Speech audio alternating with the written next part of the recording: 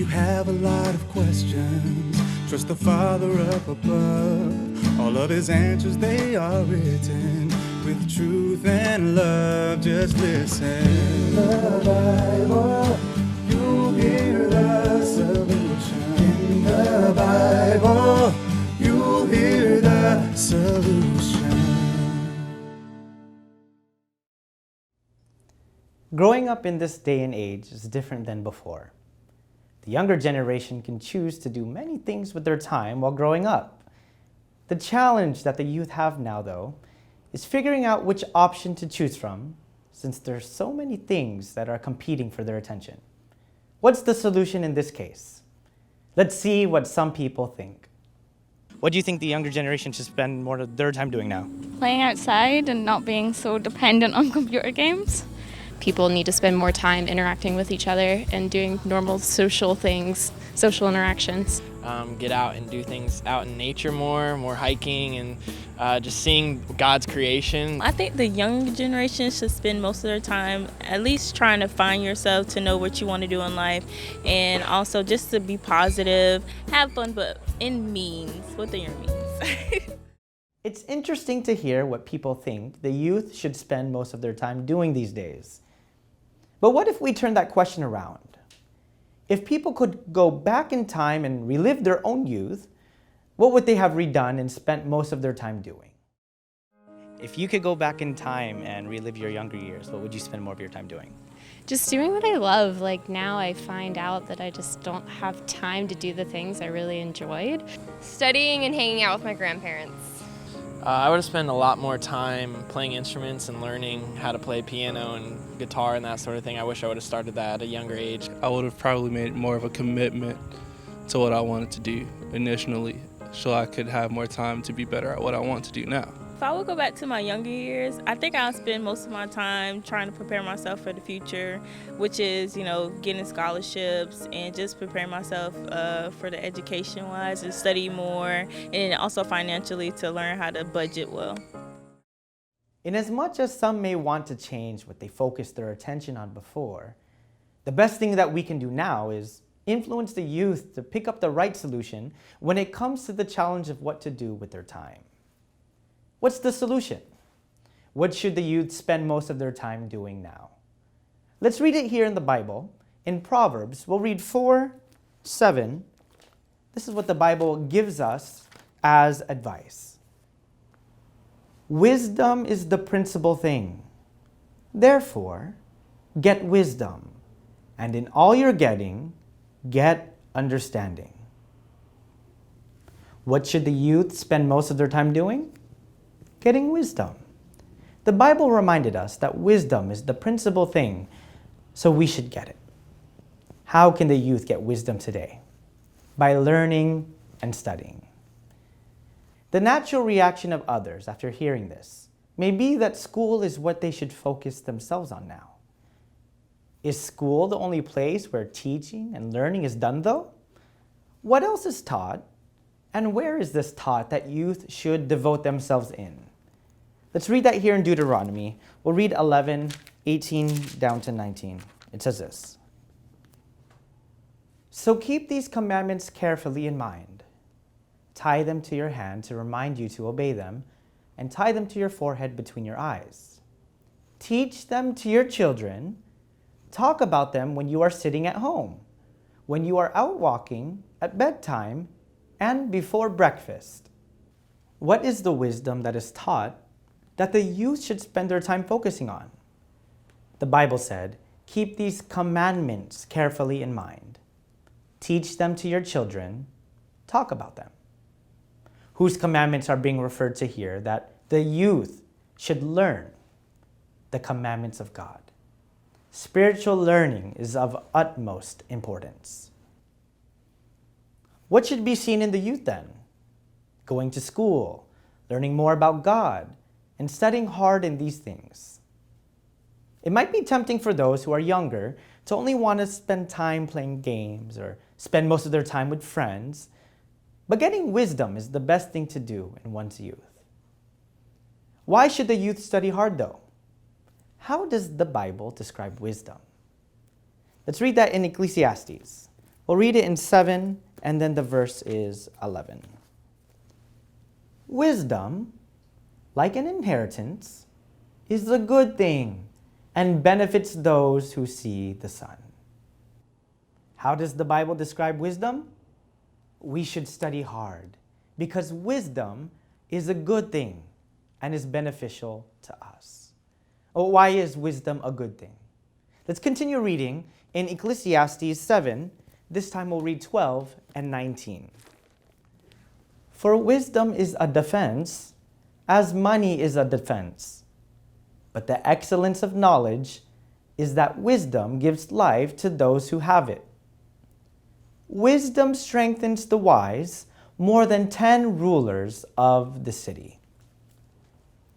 Why is wisdom a good thing? It is a defense. The Bible told us, wisdom strengthens the wise more than 10 rulers of the city. For us to have a strong future, we need wisdom. That's why it's best to spend one's youth getting wisdom. We need to be careful though.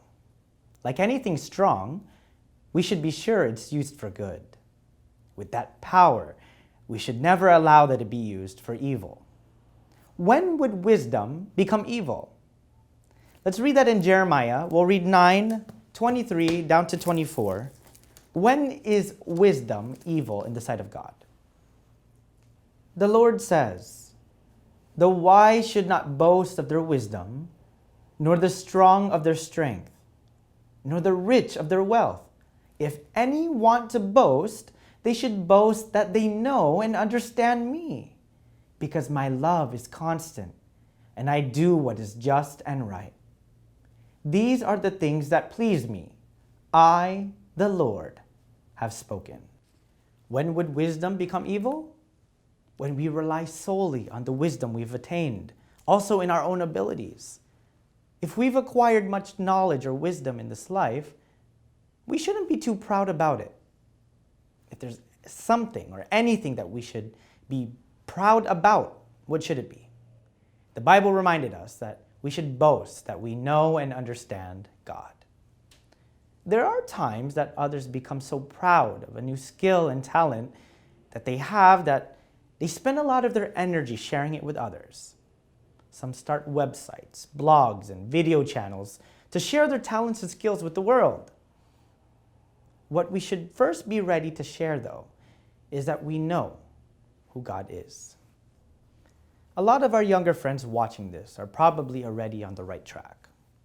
You're going to school and even planning on pursuing higher education. That's a good plan.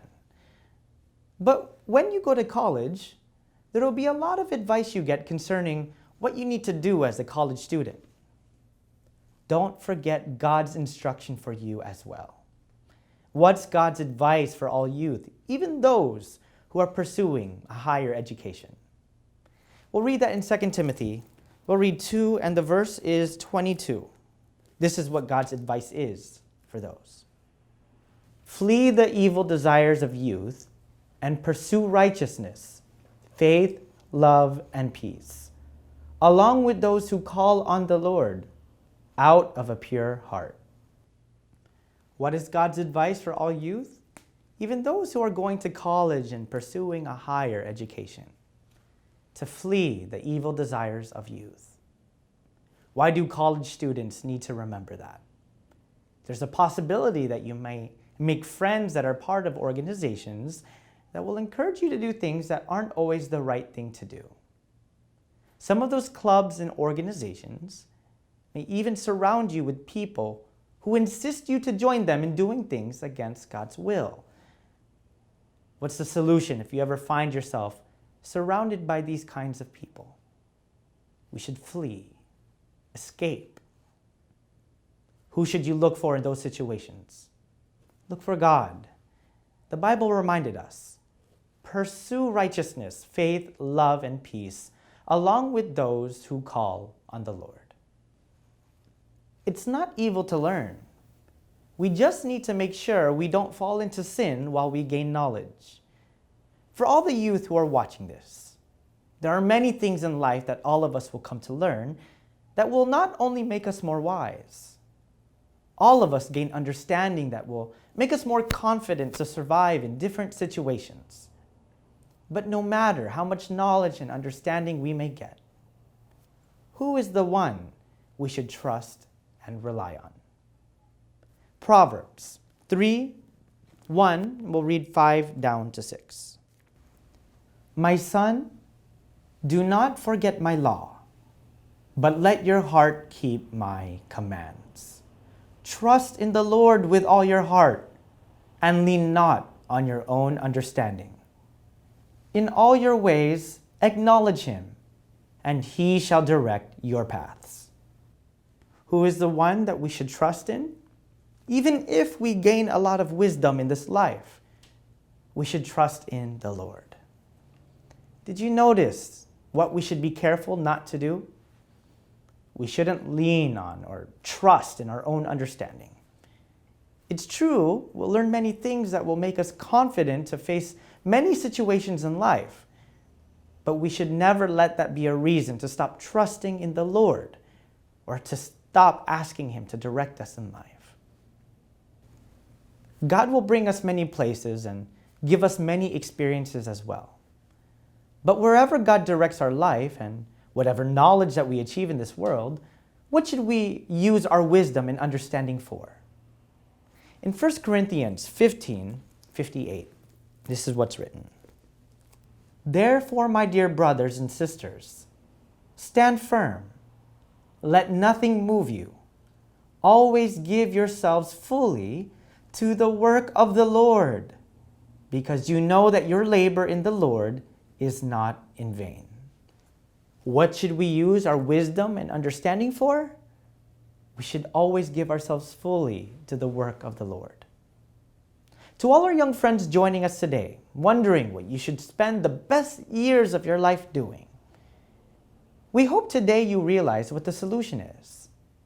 The youth should spend their time learning and gaining wisdom.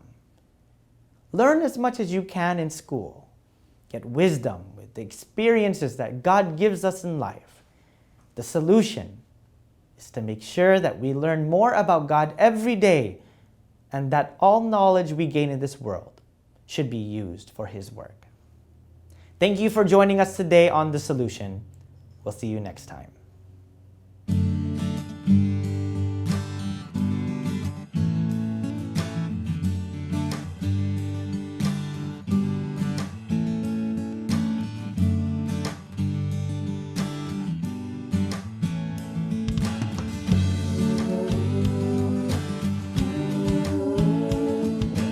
In the Bible, you'll hear the solution.